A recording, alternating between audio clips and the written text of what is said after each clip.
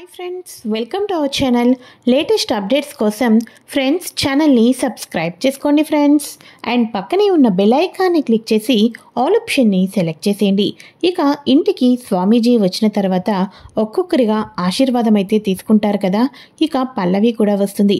పల్లవి ఆశీర్వాదం తీసుకుంటూ ఉండగా ఎవరిమే అని అనటంతో మా చిన్న కొడుకు స్వామి అని చెప్పేసి పార్వతి అయితే చెప్తూ ఉంటుంది. ఇక క్షణం కూడా ఆలోచించుకోకుండా స్వామీజీ ఈ ఇంటికి దుష్టశక్తి ఆవహించింది, ఈ ఇంటిని పట్టి పీడించాలని తిష్ట వేసుకొని కూర్చుంది అని చెప్పటంతో ఇంటిల్లాదిపాది షాక్ అయిపోతారు. ఒక్కసారిగా పల్లవి అయితే ఓ మై గాడ్, డైరెక్ట్గా నా మొహం చూసి మాట్లాడుతున్నారు, కొంప తీసి నేనే అని చెప్పేస్తారా ఏంటి అని చెప్పేసి పల్లవి ఒకటే లోపల కంగారు పడిపోతూ ఉంటుంది. ఇక వెంటనే స్వామి, అవునా, ఇంతకాలం ఏదో అనుకున్నాను, ఆ దుష్టశక్తిని ఎలా ఇంటి నుంచి తరిమి కొట్టాలి, దానికి ఏమైనా పూజలు ఉంటాయా, చెప్పండి స్వామి చెప్పండి అని చెప్పేసి ఇక రాజేంద్ర ప్రసాద్ భార్య అడుగుతూ ఉంటుంది.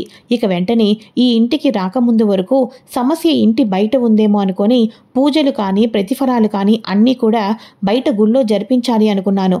కానీ ఈ ఇంట్లోకి వచ్చిన తర్వాత అర్థమైంది, పూజ అనేది ఈ ఇంట్లోనే జరిపించాలి అని చెప్పేసి అని అనటంతో సరే స్వామి, పూజకు అన్ని ఏర్పాట్లు చేసుకుంటాం, దగ్గరుండి మీరు పూజ జరిపించిన తర్వాత ఆ తర్వాత మళ్ళీ మీరు బద్రీనాథ్ వెళ్దురు అని చెప్పేసి అనగానే సరే అయితే రేపు మీ పూజని సంపూర్ణం చేసిన తర్వాతే నేను ఊరు వదిలి వెళ్తాను, రేపు ఉదయాన్నే ముహూర్తం ఖరారు చేస్తున్నాను, పూజకు కావాల్సినవన్నీ దగ్గరుండి ఏర్పాటు చేసుకోండి అని అనగానే అలాగే స్వామి అలానే అని చెప్పేసి స్వామీజీ వెళ్ళంగానే ఇంట్లో ఉన్న వాళ్ళందరూ కూడా స్వామీజీ చెప్పినప్పటి నుంచి ఒసే ముసిల్దానా, నాకు తెలిసే ఈ ఇంటికి పట్టినది దుష్టశక్తి నువ్వే అని, కాకపోతే ఆయన ముందు చెప్తే బాగోదని నేను నీ పేరు చెప్పలేదు అంతే అని చెప్పేసి కమల్ అయితే అమ్మమ్మ గారిని ఇలా అంటూ ఉంటాడు.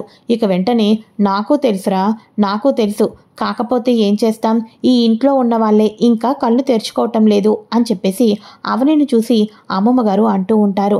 ఇక వెంటనే మన అవని అంటూ ఉంటుంది, అత్తయ్య పూజని సంపూర్ణంగా జరిపించుకోవాలి, పూజని ఎటువంటి ఆటంకం లేకుండా జరిపించుకొని ఆ దుష్టశక్తిని తరిమి కొట్టాలి, ఈ ఇల్లు మునుపటిలాగా ఆనందంగా సంతోషంగా ఉండేటట్టు చేయాలి అని చెప్పేసి అనగానే ఇక అప్పుడు వాళ్ళ మావయ్య గారు అలా చెయ్యాలి అంటే ఈ పూజని అక్షయ్ నువ్వు కలిపి పీటల మీద కూర్చొని జరిపించాలమ్మా అని అనగానే మావయ్య గారు అది అని అనగానే అమ్మ అవని నువ్వేమీ మాట్లాడద్దమ్మా, నువ్వు ఈ ఇంటికి వచ్చిన మహాలక్ష్మీదేవివి, నీ చేతి ద్వారా చేసిన పూజ తప్పకుండా ప్రతిఫలం ఇంకా ఎక్కువగా లభిస్తుంది, కాబట్టి రేపొద్దున పీటల మీద కూర్చునేది నువ్వు అక్షయే అని చెప్పేసి వాళ్ళ మావయ్య గారు అనటంతో అలాగే మావయ్య గారు తప్పకుండా జరిపిస్తాను అని చెప్పేసి అవని అయితే ప్రామిస్ చేస్తుంది. ఇక వెంటనే వదినా వదినా పూజలోకి ఇంకా నైవేద్యాలకి ఏమైనా లిస్ట్ కావాలేమో, వాటి గురించి నాకు చెప్పు, నేను తెచ్చిపెడతాను అని అనగానే రేపు నువ్వు ఉపవాసం ఉండాలి అని చెప్పేసి కమల్ అంటూ ఉంటుంది.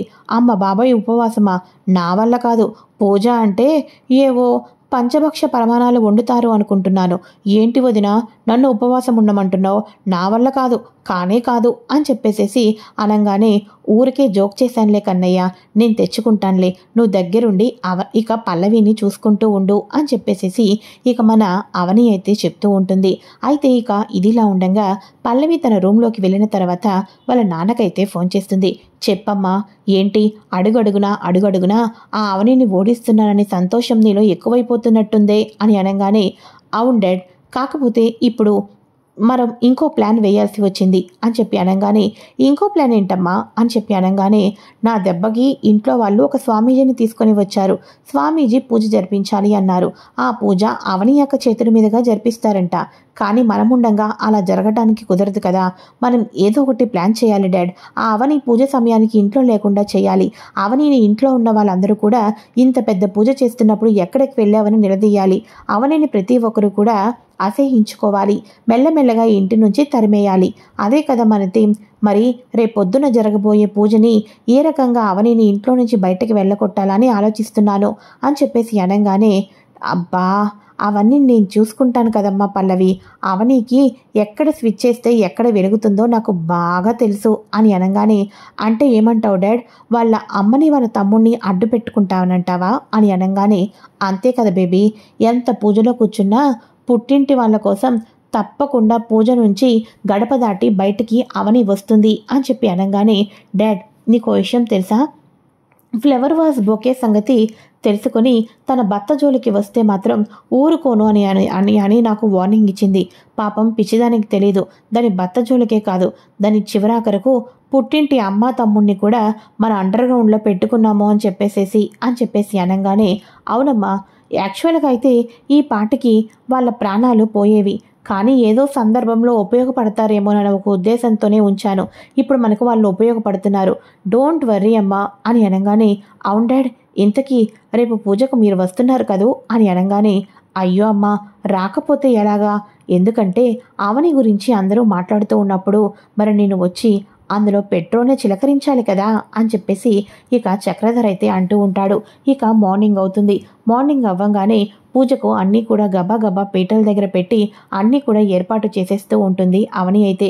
అమ్మ అవని, స్వామీజీ రాకముందే 1-2 సార్లు చెక్ చేసుకో, అన్నీ ఓకే కదా, ఇక ఏవీ రాకుండా లేవు కదూ అని అనగానే, అత్తయ్య మీరు ఏమీ కంగారు పడద్దు, టెన్షన్ పడద్దు, పూజకు కావాల్సినవన్నీ నేను దగ్గరుండి ఏర్పాటు చేసేస్తున్నాను, ఆల్మోస్ట్ అన్నీ పెట్టేశాను అత్తయ్య, ఇంకేమీ లేవు అని అనగానే, అదేనమ్మా, ఈ పని నీకు అప్పచెప్పాను కాబట్టి నేను ఇప్పుడు ప్రశాంతంగా ఉండగలుగుతున్నాను అని చెప్పేసేసి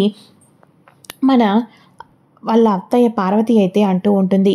ఇక పూజకి మరి కాసేపట్లో ఇంటికి స్వామీజీ వాళ్ళు వస్తున్నారు అన్నప్పుడు చక్రధర్ కూడా ఇంటికైతే వస్తాడు కదా. చక్రధర్ వచ్చేసేసి మీనాక్షిని అలానే భరత్ని ప్రాణాలు తీయకోకుండా ఉన్న ఒక చిన్న క్లిప్పింగ్ వీడియోని అయితే పంపిస్తాడు. ఒక్కసారిగా ఆ వీడియోని చూసి మన అవని షాక్ అయిపోతూ ఉంటుంది. అమ్మ తమ్ముడు ఇదేంటిది, ఇక ఇలాంటి స్థితిలో పడిపోయి ఉన్నారు, వాళ్ళని నేను కాపాడుకోవాలి అని చెప్పేసి అనుకుంటూ ఉంటే, ఏంటి నువ్వు వాళ్ళని కాపాడుకోవాలి అనుకుంటున్నావా, సరే అయితే మరి నీ తెలివితేటలతో నువ్వు ఎలా కాపాడుకుంటావో కాపాడుకో, ఎందుకంటే సాయంత్రానికి మీ అమ్మ నీ తమ్ముడు నీకు శవమై కనిపిస్తారు కాబట్టి నీకు దేవుడిచ్చిన లాస్ట్ చివరి అవకాశం అనుకో, నీ తల్లిని అలానే ఇక నీ తమ్ముణ్ణి ఏ రకంగా ప్రాణాలతో కాపాడుకుంటావో నేను చూస్తాను అని చెప్పేసి అన్నోన్ నెంబర్ నుంచి ఫోన్ కాల్ వచ్చి కట్ అయిపోతుంది. హలో అమ్మని తమ్ముడిని దయచేసి ఏమీ చేయొద్దు అని చెప్పేసి అవని ఫోన్లో ఒకటే బాధపడిపోతూ ఉంటుంది.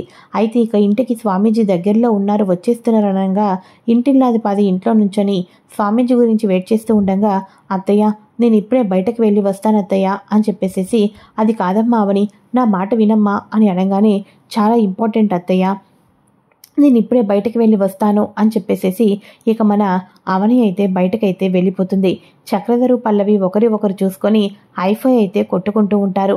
అదేంటది, అవని పీటల మీద కూర్చొని పూజ చేయాలి, ఈ ఇంటికి అరిష్టమని అన్నారు, అరిష్టం తొలగించి పూజ చేస్తున్నప్పుడు అవని అలా బయటకు వెళ్ళిపోయిందేంటి అని అనగానే, అరే ఏమీ లేదు అన్నయ్య గారు, మరి కాసేపట్లో వచ్చేస్తుందంటలేండి అని చెప్పి అనగానే, అవునా వచ్చేస్తుందా, అలా అయితే పర్వాలేదు అని చెప్పేసి చక్రధర్ అయితే అంటూ ఉంటారు.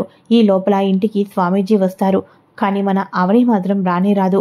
ఇక స్వామీజీ పీటల మీద కూర్చొని పూజ చేసే దంపతులు పెద్ద కొడుకు పెద్ద కోడలని చెప్తారు కదా, ఇక వాళ్ళు కనిపించకపోవడంతో ఇక పూజకి పీటల మీద కూర్చునే వాళ్ళు ఎవరు సంకల్పం తీసుకున్నారో వాళ్ళే కూర్చోవాలి అని అనగానే అక్షయ్ కంగారు పడిపోతూ ఉంటాడు. అవని ఫోన్ నాట్ రీచబుల్ అని వస్తూ ఉంది, అసలు ఏం చేస్తుందో నాకు అర్థం కావటం లేదు, కరెక్ట్గా ఈ టైంకి వెళ్తుంది అంటే ఈ ఇంటికి పట్టిన దుష్టశక్తిని తరిమి కొట్టడం తనకి ఇష్టం లేదు కాబట్టి ఈ ఇంటిల్లాది పాది ఇంకా కన్నీళ్లు పెట్టుకుంటూ మానసికంగా క్షోభించాలని చెప్పే కదా తను వెళ్ళిపోయింది అని చెప్పేసి అక్షయ్ 1-10 సార్లు అనుకుంటూ ఉంటే, ఇక మన పల్లవి చక్రధర కూడా అదేంటది, ఈ ఇంటి గురించి ఎప్పుడు కూడా పెద్ద కొడలు బాగా ఆలోచిస్తుందని అంటారు బావగారు, కానీ ఇప్పుడు పూజలో కూర్చోకోకుండా ఎక్కడికి వెళ్ళిపోయినట్టు అని చెప్పేసి చక్రధర్ కూడా ఇక వాళ్ళ మాటల్లో కొంచెం ఆర్జం అయితే వడ్డిస్తూ పోస్తూ ఉంటాడు. ఇక మెల్లమెల్లగా కోపం రాని మన పార్వతీకి రాజేంద్ర ప్రసాద్ వాళ్ళకు కూడా చెప్పా పెట్టుకోకుండా అవని ఎక్కడికి వెళ్ళిపోయింది, మన కోసం ఎంతో విలువైన సమయాన్ని స్వామీజీ వృధా చేసుకుంటున్నారు అని చెప్పేసేసి ఇక అంటూ ఉంటారు. ఇక వెంటనే సరే అయితే ఆవిడ వచ్చే లోపల పూజకు మీరిద్దరూ పీటల మీద కూర్చోండి, పూజ జరిపిస్తాను అని అనగానే, ఇక ఏం చేస్తాం అని చెప్పేసి రాజేంద్ర ప్రసాద్ పార్వతి వాళ్ళు పీటల మీద అయితే కూర్చుంటారు. అయితే ఇక ఆ వీడియో పంపిస్తారు కదా, చిన్న వీడియో పంపించినంత మాత్రాన ఏమవుతుందిలే, పూజ నుంచి తప్పించుకొని వెళ్ళిపోతుంది అని చెప్పేసేసి కావాలని చక్రధర్ చిన్న వీడియో క్లిప్ని అయితే పంపిస్తాడు కదా. ఆ వీడియో క్లిప్ ద్వారా ఏం సాధిస్తుంది, ఇక ఏమీ సాధించలేదు. అమ్మ తమ్ముడు అని అనుకుంటూ రోడ్డుల మీద పడుతుంది అవని అన్న తీరుతోటి చిన్న వీడియో క్లిప్ని అయితే పంపిస్తాడు. కానీ అవని చాలా తెలివితేటలతో ఆ చిన్న క్లిప్ వీడియో ఆధారంగానే తన తల్లి తన తమ్ముడు ఎక్కడ ఉన్నాడు అన్నది పూర్తిగా తెలుసుకోబోతుంది. ఎందుకంటే ఆ వీడియోలో ఇక ఒక ప్రేయర్ అయితే వినిపిస్తూ ఉంటుంది. ఆ ప్రేయర్ ఏ లొకేషన్లో ఉందో అవనికి బాగా తెలుసు. ఇక వెంటనే ఆ ప్రేయర్ జరుగుతున్న స్థలం దగ్గరికి అయితే వెళ్తుంది. ఆ చుట్టుపక్కల ఇల్లు ఎక్కడో ఒక చోట అమ్మ తమ్ముడు ఉన్నారని తెలుసుకుంటుంది. అంతేకాకుండా అక్కడ ఫోటో వీడియో తీసినప్పుడు బ్యాక్గ్రౌండ్ వాల్కి ఉన్న ఇక విండో బయట ఉన్న వాల్కి ఉన్న కలర్ ఇవన్నీ A to Z అన్నీ కూడా స్కాన్ చేసి గుర్తుపట్టి చివరాఖరకు చాలా తెలివితేటలతోటి అవని అనుకున్నట్టుగానే అమ్మ తమ్ముడు ఉన్న రూమ్ దగ్గరికైతే వస్తుంది. కానీ బయట రౌడీలు ఉండటంతో ఇక వెంటనే అవని ఏం చేస్తుంది, వాళ్ళ ముఖంలో మట్టి కొట్టేసేసి వాళ్ళ నుంచి తప్పించుకొని తల్లిని తమ్ముడిని రౌడీల బారి నుంచి ఇడిపించుకొని తిన్నగా అయితే ఇక క్యాబ్ బుక్ చేసుకొని త్వరగా పోనీ అన్న త్వరగా పోనీ అని చెప్పేసి అంటూ ఉంటుంది. ఇక భరత్ ముఖం మీద నీళ్లు కొడుతుంది, వాళ్ళ అమ్మ ముఖం మీద కూడా నీళ్లు కొడుతుంది. అప్పుడప్పుడే మెల్లమెల్లగా కళ్ళు తెరుస్తూ ఉంటారు. అక్క అక్క మమ్మల్ని కాపాడడానికి వచ్చావా అని చెప్పేసేసి వాళ్ళు అనుకుంటూ ఉంటారు. మీనాక్షి కూడా మెల్లమెల్లగా స్పృహ అనేది వస్తూ ఉంటుంది. అన్న త్వరగా పోనీ అన్న అని చెప్పేసేసి అంటూ ఉంటుంది. అక్కడ పూజ కూడా సంపూర్ణం జరుగుతూ ఉంటుంది. అలా పూజ మరి కాసేపట్లో అవుతుంది, సంపూర్ణం అవుతుంది అనగా ఇంటి ముందైతే క్యాబ్ ఆగుతుంది. క్యాబ్ ఆగంగానే అవని అయితే మెల్లగా ఇంట్లోకైతే వస్తూ ఉంటుంది. ఇక వెంటనే అక్షయ్ ఆగు, ఈ ఇంటి ఉపకారం కోసం, ఈ ఇంటి కుటుంబం సభ్యులందరూ కూడా సంతోషంగా ఉండాలని కోసం ఎంతగానో స్వామీజీ తన సమయాన్ని పెట్టి ఇక్కడ పూజ చేయాలి అనుకుంటే నువ్వు పూజ చేయకోకుండా వెళ్ళిపోతావా? ఎక్కడికి వెళ్ళావు? ఇప్పటిదాకా ఏం చేసావు? ఎవరికి చెప్పి వెళ్ళావు? నీకు ఈ ఇంట్లో వాళ్ళకన్నా ఎవరెక్కువైపోయారు? నువ్వు నోట్లో నుంచి సమాధానం చెప్పకపోతే నీకు ఈ ఇంట్లో స్థానం ఉండదు అవని అని చెప్పేసేసి అక్షయ్ అయితే గట్టిగా అరవటంతో పల్లవి ఇది కదా నాకు కావాల్సింది అని చెప్పేసి అనుకుంటూ ఉంటుంది. ఏవండి నేను చెప్పిన మాట వినండి అని చెప్పేసి అంటూ ఉంటే నువ్వు ఏం చెప్తావో నాకు బాగా తెలుసు, విని విసిగిపోయాను. ఇదిగో వీళ్ళు నీ మాట లెక్కలోకి తీసుకుంటారేమో, వీళ్ళకి చెప్పు అని అనగానే ఇక రాజేంద్ర ప్రసాద్ కూడా ఏంటమ్మా అవని వాడి అన్న మాటలు నిజమయ్యేటట్టుగా నీ ప్రవర్తన కూడా అలాగే కనిపిస్తుంది అని చెప్పేసి అంటూ అదేంటి అయ్యో మావయ్య గారు నా మాట వినండి మావయ్య గారు అని చెప్పేసేసి మన అవని కూడా అంటూ ఉంటుంది. ఏం చెప్తావల్లే అక్క, పూజ అయితే అత్తయ్య మావయ్య వాళ్ళు జరిపించేశారు, కానీ సంకల్పం ఏమో నువ్వు ఇచ్చేశావు. కానీ పూజ జరిపించలేనని చెప్పినా సరిపోయేది కదా. లాస్ట్ వరకు పూజ చేస్తాను అని లాస్ట్ సెకండ్లో హ్యాండ్ ఇచ్చి వెళ్ళిపోతే ఎవరైనా అలానే మాట్లాడతారు కదక్క అని చెప్పేసేసి అందరి ముందు పల్లవి కావాలని అవనిని బ్లేమ్ చేస్తూ ఉంటుంది. ఇక వెంటనే వీళ్ళందరూ ఇలా అవనిని రెచ్చగొట్టి తిట్టడం ఇష్టం వచ్చినట్టు నోటుకొచ్చి మాట్లాడుతూ ఉండగా వెనక నుంచి భరత్ తన తల్లిని తీసుకొని నిదానంగా నడిపించుకుంటూ వస్తూ ఉంటాడు. ఇక వెంటనే మన అవని వాళ్ళ అమ్మ కింద పడిపోతూ ఉండగా అమ్మ జాగ్రత్త, భరత్ అమ్మని జాగ్రత్తగా తీసుకొనిరా అని చెప్పేసి ఒక మాటలైతే వినిపిస్తాయి. ఈ మాటలతో పల్లవి చక్రధర్ ఇద్దరు కూడా షాక్ అయితే గురి అవుతారు.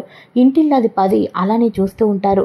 ఇక వెంటనే అక్షయ్కి నాకు అమ్మ ఉందండి, నాకు తమ్ముడు కూడా ఉన్నాడు, భరత్ నా తమ్ముడు అన్న మాటలైతే మన అక్షయ్కి కూడా గుర్తుకు వస్తూ ఉంటాయి. ఈ రకంగా వాళ్ళనైతే లోపలికి తీసుకొని వస్తూ ఉంటుంది. ఇక వెంటనే పార్వతి అమ్మ అవని వీళ్ళెవరమ్మా అని చెప్పేసి అనగానే వీళ్ళు మా అమ్మ మా తమ్ముడు అత్తయ్య అని అనగానే అదేంటమ్మా అవని నువ్వు అనాథవి కదా అని అనగానే కాదత్తయ్య నేను అనాథని కానే కాదు, నాకు కూడా ఈ మధ్యనే అమ్మ తమ్ముడు ఉన్నారనే నిజం తెలిసింది. ఈ నిజాన్ని వాస్తవికంగా మీ కళ్ళ ముందు నిరూపించాలి అనుకున్నాను, కానీ ఆ దేవుడు నా వల్ల కానివ్వలేదు. ఇన్నాళ్ళకి నేను అనుకున్నది నెరవేరింది. మీకు అమ్మని తమ్ముడిని పరిచయం చేయగలిగాను. ఇప్పుడు కూడా చాలా రిస్కుగా రౌడీల బారి నుంచి కాపాడి మరీ తీసుకొని వచ్చాను అని చెప్పేసి అవని నిజాలు చెప్పడంతో ఇంటిల్లాది 10 షాక్ అయిపోతారు. ఇక వెంటనే రాజేంద్ర ప్రసాద్ ఇంతకాలం నువ్వు అనాథం అనుకున్న వాళ్ళందరికీ కూడా సమాధానం చెప్పే సమయం వచ్చిందమ్మా. నీ తల్లికి ఆరోగ్యం బాలేదు అంటున్నావు కాబట్టి ఇక నుంచి మన ఇంట్లోనే ఉంచి ట్రీట్మెంట్ చేపిస్తూ ఉండు. భరత్కి మన ఆఫీస్లో ఒక జాబ్ కూడా ఇద్దాం అని రాజేంద్ర ప్రసాద్ అంటూ ఉంటాడు. అక్షయ్కి ఇంతకాలం తప్పుగా అర్థం చేసుకున్నాను, భార్యని తప్పుగా వేలెత్తి బురద జల్లే ప్రయత్నం చేశాను అని చెప్పేసేసి ఇక అవనిని క్షమించమని అడగాలని తీవ్ర పశ్చాత్తాప పడిపోతూ ఉంటాడు. అవని కడిగిన ముత్యమని తెలుసుకున్న అక్షయ్కి ఇక కన్నీళ్లు ఆగవు. పంతులు గారు, స్వామీజీ ఈ పూజ చేశారు, ఈ పూజ ద్వారా నేను కళ్ళు తెరుచుకోగలిగాను అని చెప్పేసి మన అక్షయ్ అయితే అనుకుంటూ ఉంటాడు. ఈ రకంగా ఇక చివరాఖరుకు హారతైన ఇవ్వమ్మా అని చెప్పేసి అనటంతో స్వామీజీ దగ్గర హారతి తీసుకొని అవని అందరికీ ఇస్తూ ఉంటుంది. చక్రధర్ ఫ్యూజులు అయితే ఎగిరిపోతాయి. తన పెళ్ళాన్ని చంపేయాలి అనుకున్న మన చక్రధర్ ఒక చిన్న వీడియో క్లిప్ పెట్టి అవని ఏం వెతుకుతుంది అనుకుంటూ ఉంటే ఆ వీడియో క్లిప్లో వాయిస్లో వచ్చిన ఇక అక్కడ జరుగుతున్న ప్రేయర్ ద్వారా తెలుసుకొని లొకేషన్కి వెళ్ళి తన తల్లిని తమ్ముడిని తీసుకొని ఇంటికి రావడంతో చక్రధర్ ఒక్కసారిగా స్టన్ అయిపోతూ ఉంటాడు. ఇక చక్రధర్ కళ్ళెదురుగానే అవని వాళ్ళ అమ్మ మీనాక్షి అయితే ఉంటుంది. పాపం పల్లవికి కూడా అవని వాళ్ళ అమ్మ మీనాక్షి అనుకుంటుంది తప్ప తన తండ్రి మొదటి భార్య అన్న నిజం తెలియదు కదా. సో అందరూ కూడా ఇలా మాట్లాడుతూ ఉండగా రాజేంద్ర ప్రసాద్ వాళ్ళ భార్య పార్వతి ఇంతకీ మీ భర్త ఎవరండి చెప్పలేదు అని చెప్పేసి అనగానే అది నా భర్త అని చెప్పేసి ఇక చక్రధర వైపు చూస్తూ ఒకటే కంగారు పడిపోతూ ఉంటుంది. అయితే ఇది ఇలా ఉండగా ఎపిసోడ్ ముగుస్తుందా? రానున్న ప్రోమోలో ఏం జరుగుతుంది అంటే ఈ ఇంట్లో ఉన్న వాళ్ళ సభ్యులందరూ కూడా కుటుంబ సభ్యులందరూ కూడా ఈ పూజ దగ్గర అక్షింతలు వేసుకోవాలి. మీరందరూ ఉదయం ఎక్కడికి వెళ్ళినా సాయంత్రం అయ్యేసరికి ఒక గూటకే చేరాలి. అలా చేరనచో ఇక మీకు గండాలు అనేవి వస్తాయి అని అనగానే అంటే స్వామి మా కుటుంబంలో అని అంటూ ఉంటే అవును మీకు సంతానం ఇంకొకరు కనిపించటం లేదేంటి అని అనగానే మా మధ్యలో అబ్బాయి శ్రీకర్ బయట ఉన్నాడు స్వామి అని పార్వతి చెప్తుంది. లేదు, ఎట్టి పరిస్థితుల్లోనూ బయట ఉండటానికి వీల్లేదు. బయట ఉంటే ఆయనకి ప్రమాదాలు పొంచి వస్తూ ఉంటాయి. ఈయన పని మీద వెళ్ళినప్పుడు ఇంటి మీద నుంచి వెళ్ళాలి, తిరిగి ఇంటికి రావాలి. అలా అయితేనే నీ మధ్యలో కొడుకు కూడా గండాలు గట్టెక్కి ఆరోగ్యంగా ఐశ్వర్యంగా ఉంటాడు అని స్వామీజీ చెప్పంగానే అంటే ఏమిటి స్వామి ఇప్పుడు మా ఇంటికి రమ్మని చెప్పాలా అని అనగానే అంతే కదా మాత అని స్వామీజీ చెప్పడంతో ఇక వెంటనే రాజేంద్ర ప్రసాద్ కూడా ఇంటిల్లాదిపాదికి గండాలు కష్టాలు బయట ఉన్న కొడుకు ప్రాణాపాయం ఇవన్నీ కూడా చెప్పడంతో శ్రీయాని శ్రీకర్ని ఇంటికి తీసుకుని రావటం కోసం రాజేంద్ర ప్రసాద్ కూడా ఒప్పుకుంటాడు. ఇక రాజేంద్ర ప్రసాద్ కూడా ఒప్పుకోవటంతో శ్రీయాని శ్రీకర్ని ఇంటికి రమ్మని ఆహ్వానించడం అయితే జరుగుతుంది. శ్రేయ శ్రీకర్ కూడా కలిసి అత్తారింట్లోనే ఉండబోతుంటారు కదా. మరి ఒకే ఇంట్లో ముగ్గురు తోటికోడళ్ళు ఉండబోతున్నారు. చక్రధర్కి అదే ఇంట్లో తన మొదటి భార్య కూడా ఉండబోతుంది. మరి రేపటి నుంచి కథలో ఎటువంటి మలుపులు రాబోతున్నాయో కూడా ముందుగా తెలుసుకోవాలి అనుకుంటే ఫ్రెండ్స్ తప్పకుండా ఛానల్ని సబ్స్క్రైబ్ చేసుకోండి. Okay friends, thanks for watching. Bye. Hi friends, welcome to our channel. Latest updates